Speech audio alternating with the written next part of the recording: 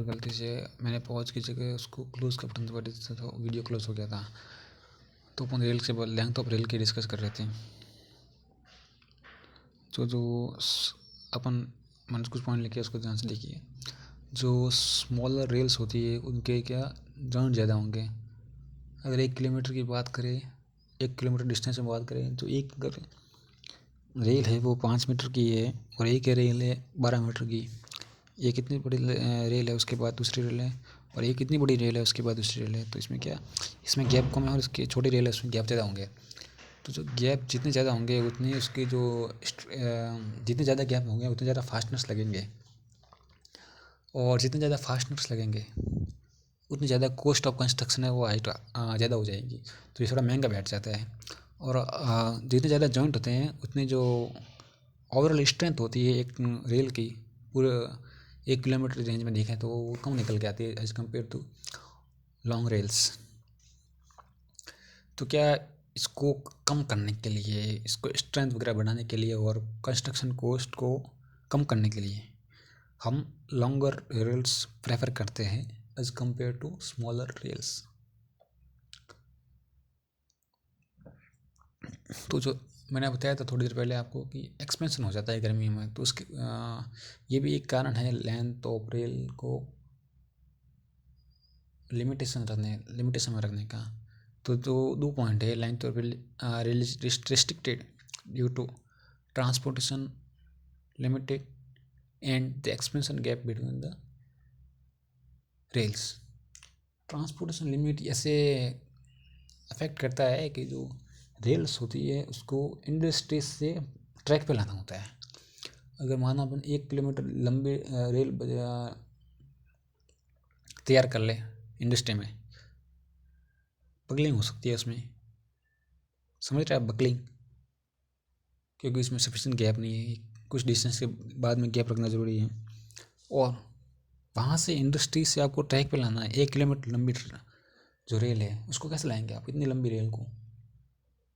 1 kilometre लंबा इतना तो कोई व्हीकल ही नहीं होगा जो उसको कैरी कर सके 1 किलोमीटर लंबा।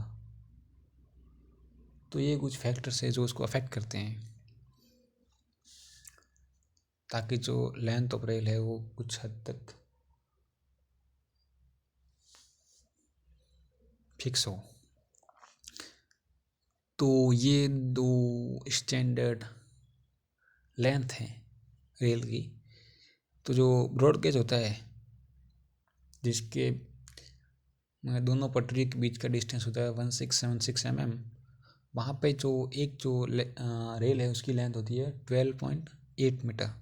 उसको अप्रोक्स करके हम 13 मीटर मानते हैं। और जो मीटर गॉज होता है जिसमें दोनों पटरियों के बीच का डिस्टेंस होता है 1 मीटर 1000 mm, वो उसका जो लेंथ होता है रेल का वो 11.89 मीटर होता है। उसको अप्रोक्सीमेट 12 मीटर मानते हैं। ठीक है, तो ये हो गया आपका रेल की रिक्वायरमेंट, फंक्शन, डेफिनेशन और लेंथ ऑफ रेल। और ये मैंने लिखा था लॉन्गिट्यूडनल फोर्स के बारे में। तो लॉन्गिट्यूडनल फोर्स क्या है, ऐसे ये पटरी है ऐसे जा रही है तो इसी डायरेक्शन में फोर्स लगेंगे, इसी डायरेक्शन नहीं, मतलब इस एक्सिस के अलॉन्ग लगेंगे फोर्स। तो एक जो एक्सपेंशन और ये हो गया, कॉन्ट्रैक्शन हो गया, और दूसरा है ट्रैक्शन एंड ब्रेकिंग। ट्रैक्शन मतलब जब ट्रेन एक्सीलरेट होती है तो ट्रैक्शन लगता है, और ब्रेकिंग वहीं जब स्टेशन आता है तब ट्रेन को रुकना होता है तो ब्रेक अप्लाई करते हैं। ब्रेक अप्लाई करते हैं तो क्या होता है कि जो फोर्स होते हैं, ट्रेन इस डायरेक्शन में जा रही है तो ब्रेक अप्लाई करेंगे तो फोर्स इस डायरेक्शन में लगेगा opposite to motion of train. उसकी वजह से क्या है, वेयर एंड टेयर ज़्यादा हो जाता है इनकी वजह से, और बकलिंग तो हो ही जाती है। यही तो मैंने बता दिया आपको। ठीक है जी, कुछ हो गया आपका रेल्स के बारे में। कल हम कुछ और डिस्कस करेंगे। कल हम डिस्कस करेंगे परमानेंट वे के बारे में, गोज के भी बारे में डिस्कस करेंगे, और डिफेक्ट्स इन रेल्स के बारे में डिस्कस करेंगे। Thank you everyone. ये आप लिख लीजिए, मैं आपको एक बार फिर से दिखा देता हूँ। ये देखिए, ध्यान से देखिए,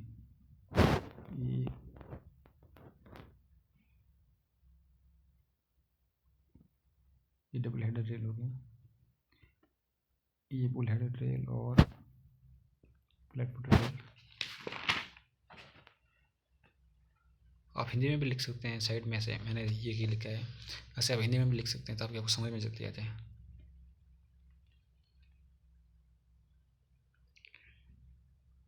ठीक है, ये मैंने खुद ने याद किया था इसलिए मैंने अलग से लिखा है, यहाँ पे कोई दूसरा नहीं है, सेम टू सेम यही का ही है, मैंने खुद ने याद किया अभी इसलिए मैंने लिखा है।